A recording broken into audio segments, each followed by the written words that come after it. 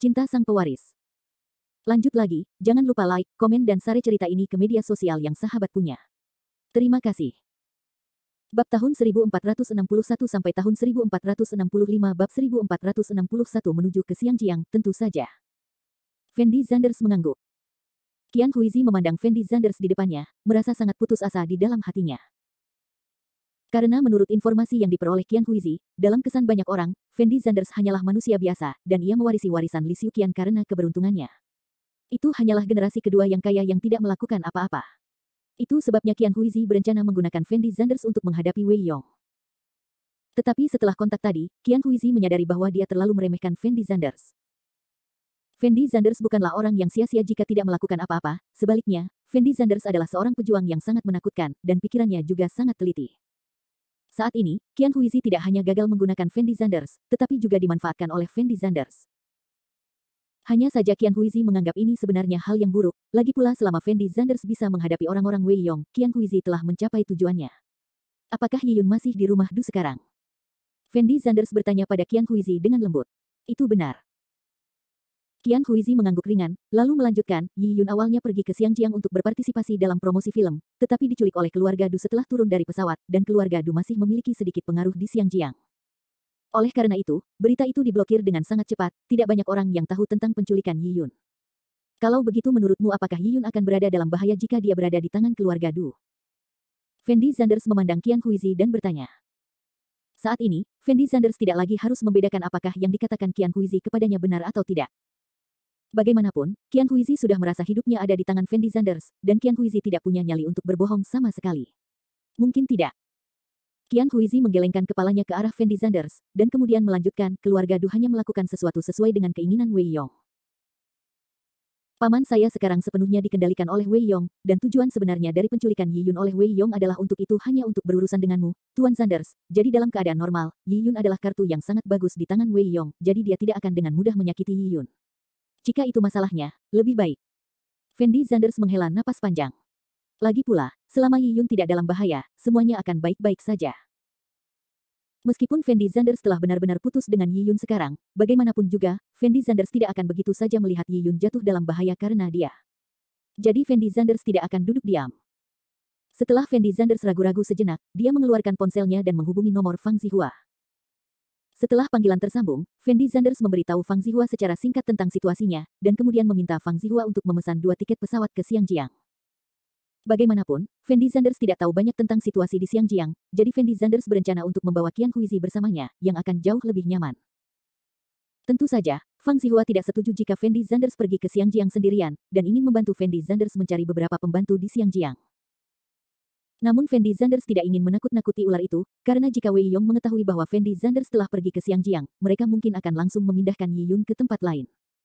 Pada saat itu, mungkin akan lebih sulit bagi Fendi Zanders untuk menemukan Yi Yun. Setelah Fang Zihua membujuk Fendi Zanders, dia menemukan bahwa Fendi Zanders tidak berubah pikiran, jadi dia tidak punya pilihan selain setuju. Saya sudah meminta orang untuk memesan semua tiket pesawat, Anda akan pergi ke Xiangjiang bersama saya nanti. Setelah Fendi Zanders meletakkan teleponnya, dia berbisik kepada Qian Huizi. Qian Huizi tertegun sejenak setelah mendengar kata-kata Fendi Zanders, lalu mengerutkan kening dan berkata, Tuan Zanders, apakah Anda berencana pergi ke Xiangjiang sendirian untuk menyelamatkan orang? Apakah kamu masih di sana? Fendi Zanders berkata dengan ringan. Tuan Zanders, jangan bercanda. Meskipun keluarga Du saat ini bukan lagi keluarga Du yang asli, keluarga Du masih merupakan salah satu keluarga terbesar di Hong Kong. Jika Anda benar-benar pergi ke sana secara terang-terangan, Anda mengirim diri Anda sendiri sampai mati. Ah. Chieko berkata dengan nada yang sangat bersemangat. Kematian. Fendi Zanders tidak bisa menahan cibiran, lalu berkata dengan ringan, jika saya membawa sekelompok besar pembantu, keluarga Du pasti akan menyadarinya, jadi merepotkan untuk membawa terlalu banyak orang ke sisiku sekarang. Tapi, Chieko sepertinya masih ingin bicara. Tidak ada yang salah dengan itu. Aku tahu apa yang harus aku lakukan. Sekarang kamu hanya perlu melakukan apa yang aku katakan. Fendi Zanders berkata dengan wajah kosong. Qian Huizi benar-benar tidak mengerti dari mana rasa percaya diri Fendi Zanders berasal, tapi dia bisa merasakan bahwa sikap Fendi Zanders masih sangat tegas, jadi dia tidak berani mengatakan apapun saat ini, dan setelah menarik nafas dalam-dalam, dia tidak silakan dan katakan lebih banyak. 1 jam kemudian, Fendi Zanders dan Qian Huizi tiba di bandara dengan taksi. Setelah memasuki arena, Fendi Zanders menemukan bahwa Qian Huizi agak terlalu mencolok. Pada dasarnya, selama itu laki-laki, dia tidak bisa tidak melihatnya lebih jauh, yang membuat Fendi Zanders samar-samar merasa sedikit tidak nyaman. Lagi pula, dia tidak tahu apakah ada orang dari Wei Yong di bandara. Fendi Zanders menoleh dan menatap Qian Huizi. Saat ini, Qian Huizi telah berganti pakaian menjadi orang biasa. Dia mengenakan t-shirt katun putih di bagian atas tubuhnya. Sepasang celana pendek denim, kakinya yang ramping dan indah langsung terekspos ke udara, dan sepasang sepatu hak tinggi ada di kakinya. Dengan sosok yang seksi, wajah yang lembut dan temperamen yang glamor, wanita seperti itu secara alami akan menarik perhatian banyak orang ketika dia muncul di bandara. Kamu terlihat sangat menarik. Fendi Zanders berbisik kepada Qian Huizi. Saya telah mencoba berpakaian senormal mungkin. Qian Huizi juga tampak sedikit tidak berdaya, dan dengan lembut menjawab Fendi Zanders. Ikutlah denganku. Fendi Zanders mengetahui bahwa ada toko yang menjual kacamata hitam di bandara, jadi dia membawa Qian Huizi masuk dan masuk, lalu secara acak memilih 2 kacamata hitam untuk Qian Huizi. Setelah mengenakan kacamata hitam, Fendi Zanders menemukan bahwa tampaknya semakin sedikit orang asing yang memperhatikan mereka berdua. Kebanyakan orang memusatkan perhatian mereka pada kaki Qian Huizi yang cantik dan indah, dan tidak ada yang memperhatikan penampilan mereka sama sekali. Setelah menunggu di ruang VIP selama hampir setengah jam, Fendi Zanders dan Qian Huizi akhirnya naik ke pesawat. Karena Fang Zihua memesan tiket kelas 1, tidak banyak orang di dalam kabin, dan kebanyakan dari mereka adalah orang kaya, jadi tidak ada yang memperhatikan Fendi Zanders dan Qian Huizi, dan kebanyakan orang fokus pada ponsel Anda.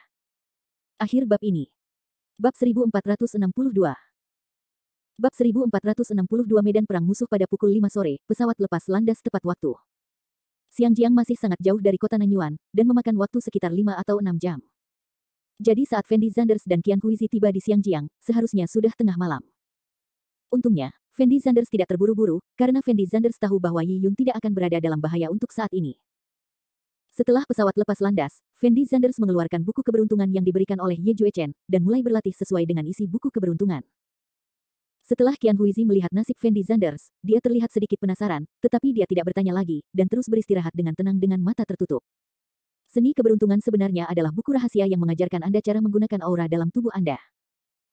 Jika seorang pejuang dapat menguasai aura dalam tubuhnya dengan baik dan mengubah aura antara langit dan bumi menjadi kekuatannya sendiri, maka efektivitas tempur seorang pejuang akan meningkat. Masih sangat menakutkan. Fendi Zanders tahu bahwa ketika dia pergi ke Xiangjiang untuk menyelamatkan orang kali ini, dia pasti akan menghadapi banyak masalah. Lagi pula, orang-orang Rockefeller lah yang mengambil tindakan tersebut. Tentu saja, tidak mudah menyelamatkan Yi Yun. Jadi yang bisa dilakukan Fendi Zanders sekarang adalah meningkatkan kekuatannya secepat mungkin, sehingga kemungkinan dia menyelamatkan Yi Yun akan lebih besar. Mungkin karena Fendi Zanders meminum pil Peiyuan, jadi bakat Fendi Zanders saat ini masih sangat luar biasa. Seni keberuntungan dibagi menjadi 9 level, dan Fendi Zanders hampir menyelesaikan pembelajaran level pertama hanya dalam waktu 1 jam. Lapisan. Keberuntungan tingkat pertama terutama untuk mengajari para pejuang cara mengontrol nafas dalam tubuh mereka. Aura dalam tubuh pendekar tidak hanya memperkuat serangan, tetapi juga berperan bertahan. Ini juga pertama kalinya Fendi Zanders merasakan dunia pejuang begitu indah. Nafas ini sepertinya mirip dengan kekuatan internal dalam novel seni bela diri. Aku tidak menyangka hal-hal di novel itu benar. Setelah Fendi Zanders belajar menggunakan nafasnya, dia tidak bisa menahan diri untuk bergumam pada dirinya sendiri. Sisi lain. Fendi Zanders dan Qian Huizi baru saja naik pesawat ketika Wei Xiaotian menerima telepon dari Song Feiyu. Tuan Wei, tebakan Anda benar. Fendi Zanders sudah naik pesawat, dan ada seorang wanita di sampingnya. Lagu Feiyu berkata dengan suara rendah. Pernahkah kamu melihat seperti apa rupa wanita itu? Wei Xiaotian buru-buru bertanya. Saya tidak melihatnya dengan jelas. Wanita itu memakai kacamata hitam di wajahnya, tapi dia memiliki sosok yang sangat bagus. Jawab lagu Feiyu. Sepertinya Qian Huizi masih wanita jahat, dia benar-benar terlibat dengan Fendi Zanders. Wei Xiaotian tidak bisa menahan cibiran. Siapa Chieko? Song Feiyu bertanya dengan ragu. Qian Huizi berasal dari keluarga Du. Kalau begitu Tuan Wei, apa yang harus kita lakukan sekarang? Lagu Feiyu terus bertanya. Saya akan menelepon Tuan Wei sekarang dan bertanya kepada Tuan Wei apa maksudnya. Wei Xiaotian tidak tahu harus berbuat apa, jadi dia menutup telepon setelah menjawab dengan suara rendah. Setelah Wei Xiaotian menutup telepon, dia menghubungi nomor Wei Yong, dan kemudian menceritakan secara singkat tentang Fendi Zanders dan Qian Huizi yang naik pesawat bersama. Tuan Wei, haruskah kita mengubah posisi wanita itu? Wei Xiaotian bertanya dengan suara rendah. Tidak, saya sudah membuat pengaturan di Xiangjiang. Jika Fendi Zanders berani turun dari pesawat kali ini, dia bahkan tidak akan berpikir untuk meninggalkan Xiangjiang. Wei Yong berkata dengan ringan. Setelah Wei Xiaotian mendengar perkataan Wei Yong, dia langsung mengerti maksud Wei Yong, dan berkata sambil tersenyum, Tuan Wei, kamu masih lebih baik. Saya sengaja menempatkan wanita itu di Xiangjiang, dan alasan mengapa Qian Huizi bisa mendapatkan berita ini adalah semua pengaturan saya. Tujuannya adalah untuk memikat Fendi Zanders ke Xiangjiang. Lagi pula, apakah itu pengaruh Li Xiuqian atau pengaruh Ye Juechen kekuatan bisa diabaikan di Xiangjiang? Jadi Xiangjiang adalah tempat terakhir yang harus dikunjungi Fendi Zanders dalam hidupnya. Begitu Fendi Zanders memasuki Xiangjiang, itu akan menjadi jalan buntu. Wei Yong berkata dengan ringan. Tuan Wei, saya mengerti maksud Anda, mari kita tunggu dan lihat pertunjukan yang bagus. Wei Xiaotian menjawab sambil tersenyum, lalu langsung menutup telepon. Padahal, Wei Yong sudah bersiap menghadapi Fendi Zanders sejak lama. Bagaimanapun, Fendi Zanders adalah orang kepercayaannya, tetapi Fendi Zanders adalah penerus Li Xiuqian. Fang Zihua diam-diam melindungi Zhang dengan mengandalkan koneksi yang ditinggalkan oleh Li Xiuqian Feng, ditambah dengan hubungan antara Fendi Zanders dan Ye Juechen. Hal ini juga membuat Wei Yong tidak berani menindak Fendi Zanders dengan mudah.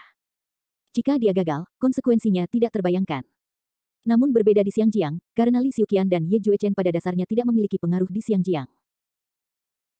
Namun pengaruh Rockefeller di Xiangjiang sangat menakutkan, sehingga Wei Yong sengaja menculik Yi Yun, dan menahan Yi Yun di Xiangjiang, serta meminta Qian Huizi untuk menyampaikan kabar tersebut kepada Fendi Zanders. Dalam hal ini, Fendi Zanders harus pergi ke Xiangjiang untuk menyelamatkan orang. Begitu Fendi Zanders memasuki Xiangjiang, akan lebih mudah bagi Wei Yong untuk mempertahankan Fendi Zanders di Xiangjiang. Lagi pula, jika dia datang ke Xiangjiang, itu sama saja dengan datang ke medan perang musuh sendirian. Sudah lewat jam 3 pagi ketika Fendi Zanders dan Qian Huizi tiba di Xiangjiang. Setelah meninggalkan bandara, Fendi Zanders melihat kejalanan yang terang benderang. Ini adalah pertama kalinya Fendi Zanders berada di Xiangjiang, dan dia merasa sangat asing dengan semua yang ada di sini. Tempat ini sebenarnya lebih makmur dari yang saya bayangkan. Fendi Zanders tidak bisa menahan nafas pelan. Tapi Qian Huizi menoleh untuk melihat Fendi Zanders, lalu berkata dengan lembut, Tuan Zanders, apakah ini pertama kalinya Anda ke Xiangjiang?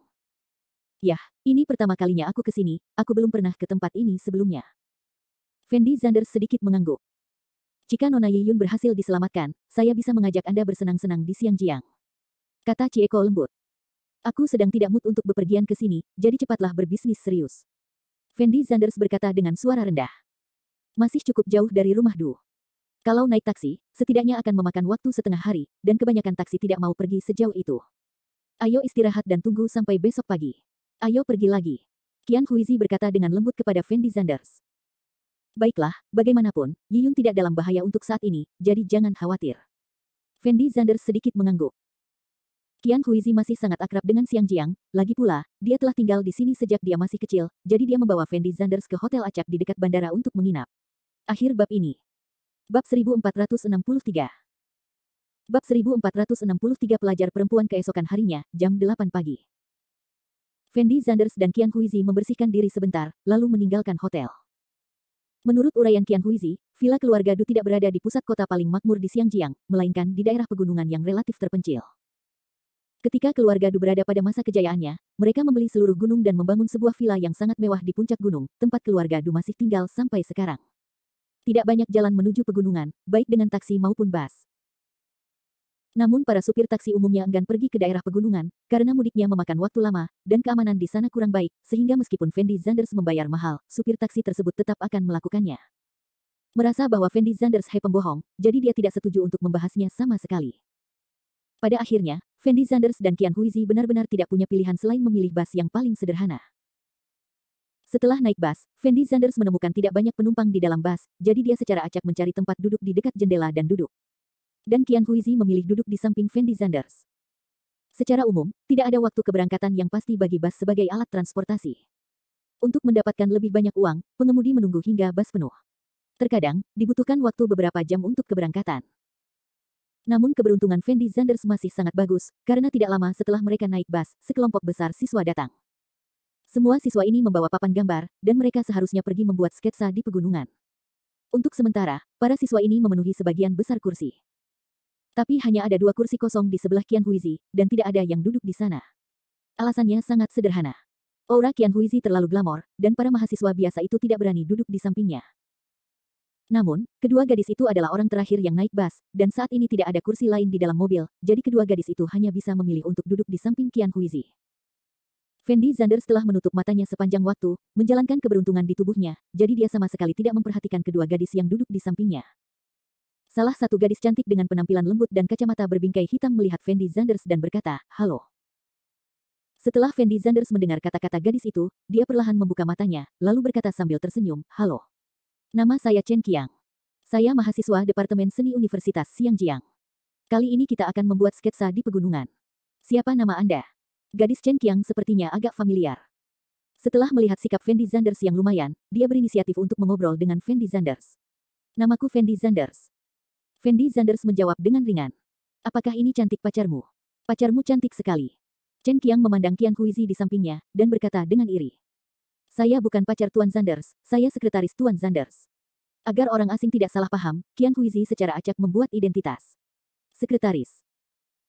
Setelah mendengar kata-kata Qian Huizi, Chen Qiang tertegun sejenak, dan kemudian berkata dengan ekspresi terkejut, "Saya tidak menyangka Anda menjadi bos besar, dan berkencan dengan sekretaris cantik seperti itu. Bisakah kamu yang ada di legenda? Generasi kedua yang kaya dari keluarga besarmu, kan?" "Saya bukan bos besar, saya hanya melakukan bisnis kecil-kecilan dengan santai."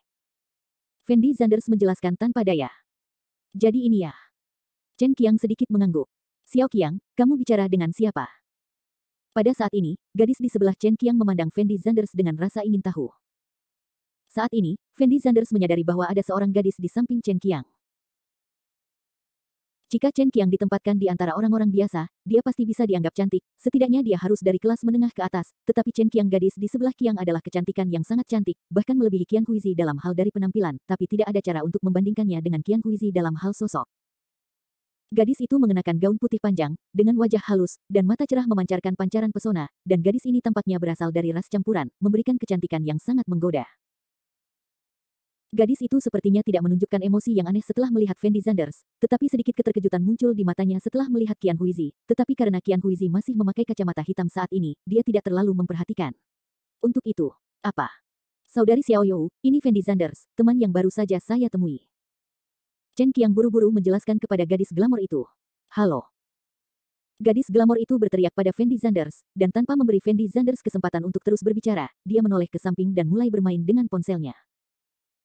Ekspresi wajah Chen Qiang tampak sedikit canggung, dan dia buru-buru menjelaskan kepada Fendi Zanders, "Fendi Zanders, saudari Xiao You memiliki kepribadian ini, jangan khawatir, dia tidak suka berbicara dengan orang asing."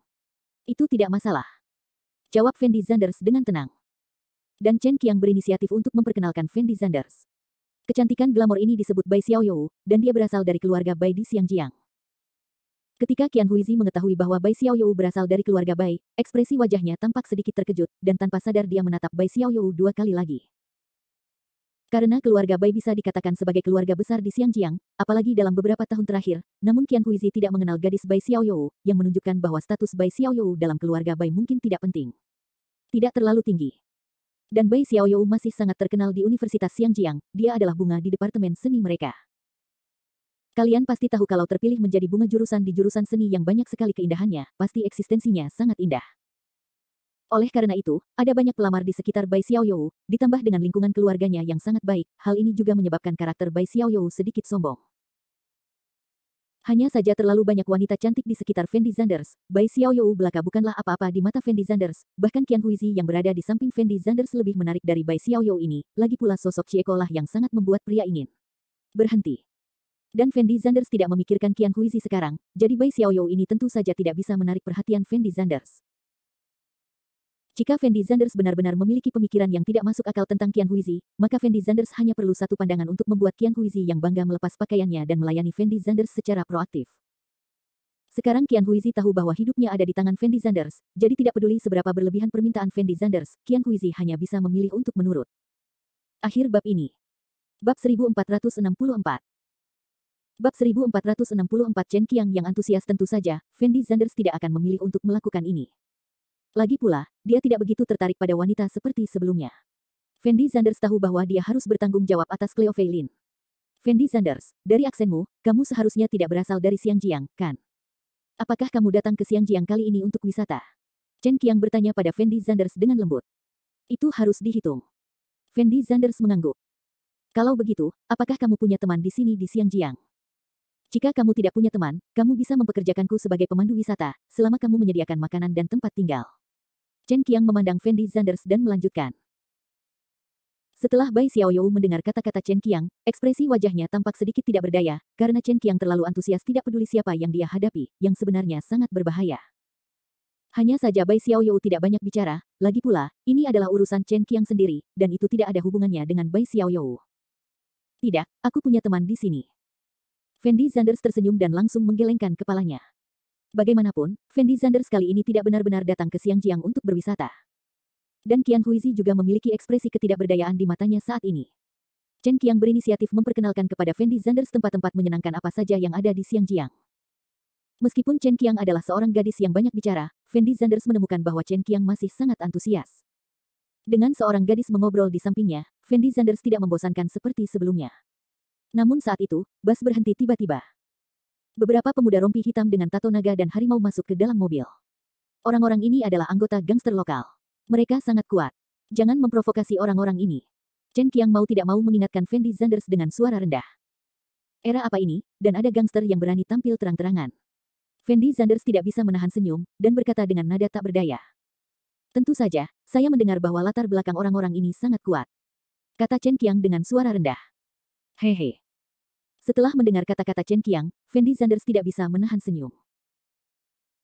Tapi Qian Huizi menoleh untuk melihat ke arah Fendi Zanders, dan berkata dengan lembut, sebenarnya, orang-orang ini hanyalah beberapa bajingan, mereka sama sekali bukan anggota papan tulis, karena tidak mungkin anggota geng yang sebenarnya tampil begitu terang-terangan. Itu di sini, jadi ini ya. Fendi Zanders mengangguk ringan dan tidak banyak bicara.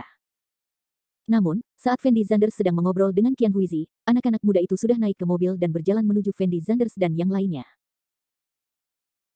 Pemuda yang memimpin itu tercengang ketika melihat Qian Huizi dan Bai Xiaoyou, karena Bai Xiaoyou adalah wanita super cantik, baik dari segi penampilan maupun sosok, dia adalah yang terbaik di antara yang terbaik, belum lagi duduk di sebelah Bai Xiaoyou adalah Chieko yang lebih seksi, yang membuat pemuda itu tidak bisa berjalan dalam sekejap. Pemuda itu tidak pernah membayangkan bahwa dia akan seberuntung itu hari ini. Begitu dia masuk ke dalam mobil, dia bertemu dengan dua wanita cantik terkemuka. Bahkan Bai Xiaoyou dan Chen Qiang di samping Qian Huizi terlihat sangat baik. Jadi pemuda itu berjalan ke sisi Fendi Zanders perlahan, melirik ke arah Fendi Zanders, dan berkata dengan ringan, "Nak, bangun, biarkan aku duduk sebentar." Pada saat ini, nada suara pemuda yang berbicara dengan Fendi Zanders adalah masih sangat meremehkan, karena dia melihat sosok Fendi Zanders tidak terlalu tinggi, dan memberi kesan bahwa dia seharusnya menjadi seorang mahasiswa biasa, sehingga pemuda itu sama sekali tidak menganggap serius Fendi Zanders. Fendi Zanders perlahan mengangkat kepalanya dan menatap pemuda itu, tetapi tidak berbicara. Tetapi pemuda itu menemukan bahwa Fendi Zanders mengabaikannya secara langsung, dengan ekspresi marah yang luar biasa di wajahnya, dan berkata dengan wajah datar, "Wah, kamu tidak mendengar apa yang saya bicarakan denganmu tadi, bukan? Saya akan membiarkanmu duduk di belakang." "Ya, nak, apakah kamu tuli?" Orang-orang di sekitar pemuda itu juga berteriak. Ekspresi wajah Fendi Zanders sedikit kesal, lalu dia mengerutkan kening dan berkata, "Apakah kamu berbicara dengan saya? Kenapa kamu berpura-pura bodoh denganku di sini?" Pemuda itu menyipitkan matanya dan berteriak, lalu melanjutkan, "Aku menyuruhmu bangun sekarang, kamu tidak mendengarnya, kan? Nak, aku menyarankanmu untuk mengurus urusanmu sendiri dan keluar dari sini. Jika kakak Long kesal nanti, kamu akan merasa lebih baik." Adik laki-laki di sebelah pemuda itu berkata kepada Fendi Zanders dengan suara dingin. "Kenapa aku harus memberimu tempat dudukku?" Fendi Zanders memandang ke atas dan ke bawah pada pemuda bernama Long Ge, dan bertanya dengan tenang. "Hehe, kenapa kamu memberiku tempat dudukmu?"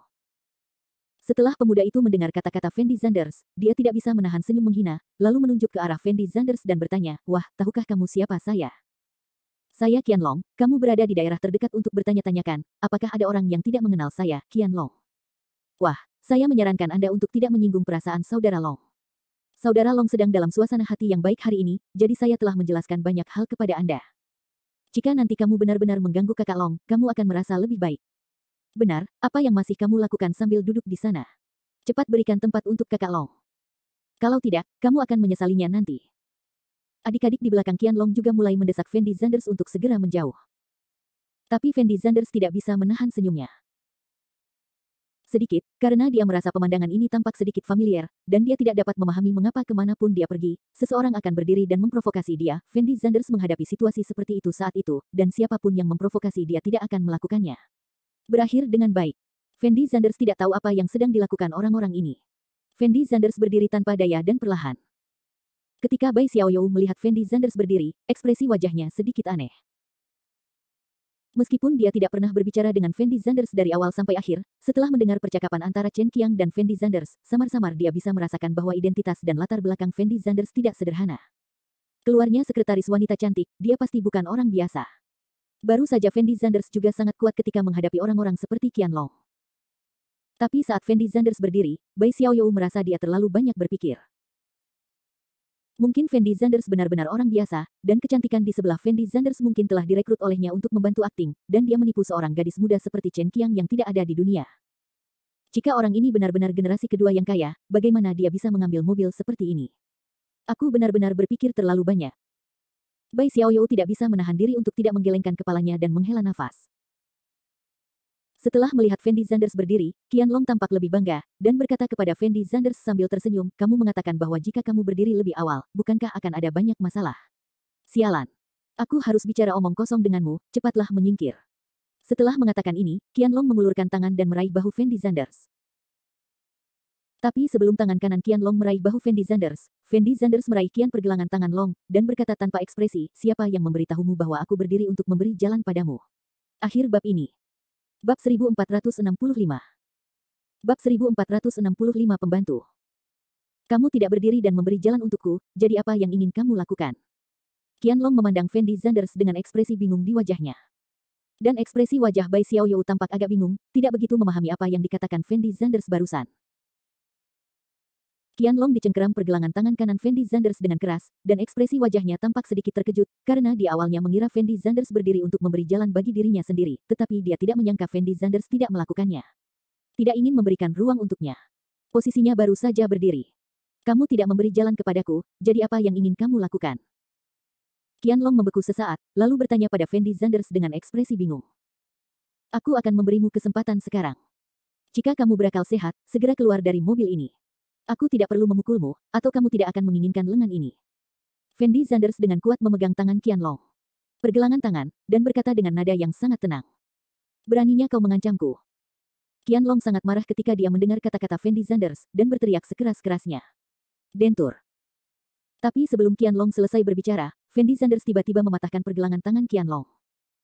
Karena suasana di dalam mobil saat ini masih sangat sepi, hampir semua orang yang hadir dapat mendengar suara retakan tulang dengan sangat jelas. Ah! Qianlong mau tidak mau menjerit, ekspresi wajahnya sangat menyakitkan. Adik-adik yang dibawa oleh Qianlong semuanya menatap dengan mata terbelalak saat ini, karena mereka tidak pernah mengira bahwa Fendi Zanders akan menyerang begitu kejam, dan mematahkan pergelangan tangan Qianlong segera setelah dia bergerak. Orang-orang kecil ini hanyalah sekelompok gangster biasa, jadi setelah melihat serangan kejam Fendi Zanders, mereka tentu saja tidak berani mengambil inisiatif untuk memprovokasi Fendi Zanders lagi. Jika Fendi Zanders menyela tangannya, itu akan merepotkan. Tentu saja, Bai Xiaoyou dan Chen Qiang adalah dua gadis yang sangat terkejut saat ini. Karena mereka tidak pernah berpikir bahwa anak laki-laki berwajah lembut di depan mereka akan begitu kejam, dan mematahkan lengan Qianlong sebelum dia bisa mengucapkan sepatah kata pun. Bahkan Bai Xiaoyou sangat terkejut saat ini. Dia masih kecewa karena kepengecutan Fendi Zanders barusan, mengira Fendi Zanders hanya sesumbar. Tanpa diduga, hanya beberapa detik berlalu, dan Fendi Zanders gunakan perilakunya untuk memberitahu semua orang bahwa dia tidak sedang membual. Apakah kamu masih ingin duduk di kursiku sekarang? Fendi Zanders memandang Qianlong yang mengerang kesakitan di depannya dan bertanya. Beraninya kamu memukulku, menurutku kamu sangat lelah. Meskipun salah satu lengan Qianlong dipatahkan oleh Fendi Zanders, dia masih tidak berniat menyerah, dan terus mengutuk. Tapi Fendi Zanders tersenyum menghina, lalu mengangkat kakinya dan menendang mulut Qianlong dengan keras. Ledakan. Terjadi ledakan keras. Fendi Zanders menendang Qianlong terbang keluar dari tengah bas menuju pintu mobil, dan tiga gigi depan Qianlong langsung ditendang oleh Fendi Zanders, dan darah mengalir ke mulut Qianlong dalam sekejap mengalir keluar. Kakak Long, kamu baik-baik saja. Kakak Long. Anak laki-laki yang dibawa oleh Qianlong sepertinya tidak memiliki niat untuk melawan Fendi Zanders sama sekali, malah mereka semua berlari menuju posisi Qianlong. Qianlong menatap Fendi Zanders, dan kemudian berteriak dengan wajah muram, nak, tunggu aku, jika aku tidak membunuhmu hari ini, nama keluargaku tidak akan menjadi Qian. Fendi Zanders membuat Qianlong masuk angin lihat, tidak berbicara sama sekali, tapi langsung duduk di kursinya. Melihat Fendi Zanders tidak berbicara, Qianlong berteriak pada pengemudinya, jangan mengemudi, aku ingin keluar dari mobil. Fendi Zanders berani memprovokasi seseorang seperti Qianlong, tetapi pengemudinya tidak berani memprovokasi Qianlong, jadi dia menginjak rem. Setelah mobil berhenti, Qianlong keluar dari mobil dengan dukungan adik-adiknya. Setelah Qianlong dan yang lainnya turun dari bas, seluruh bas terdiam, dan semua orang memandang Fendi Zanders dengan mata aneh. Lagi pula, di mata orang biasa seperti mereka, Fendi Zanders baru saja mengalahkan Qianlong. Menurut karakter Qianlong, sangat tidak mungkin membiarkan Fendi Zanders pergi dengan mudah. Fendi Zanders, apa yang kamu lakukan di sini dalam keadaan linglung? Saya akan meminta pengemudi untuk mengemudi lebih jauh, dan kemudian kamu bisa keluar dari mobil. Kata Chen Qiang kepada Fendi Zanders dengan nada sangat cemas. Fendi Zanders tertegun sejenak ketika dia mendengar kata-kata Chen Qiang, dan kemudian berkata sambil tersenyum, saya belum tiba, mengapa saya harus keluar dari mobil? Saudaraku, jam berapa sekarang? Kamu masih punya mood untuk pergi ke tempat lain. Orang-orang ini sungguh tidak mudah diajak main-main. Mereka semua adalah anggota gangster. Jika kamu tidak keluar dari mobil, kamu akan dihentikan oleh mereka sebentar lagi, lalu kamu mati, cepat keluar dari mobil. Chen Qiang sangat prihatin dengan Fendi Zanders saat ini. Lagi pula, di mata seorang mahasiswa biasa seperti dia, orang-orang seperti Qianlong memang tidak terpengaruh.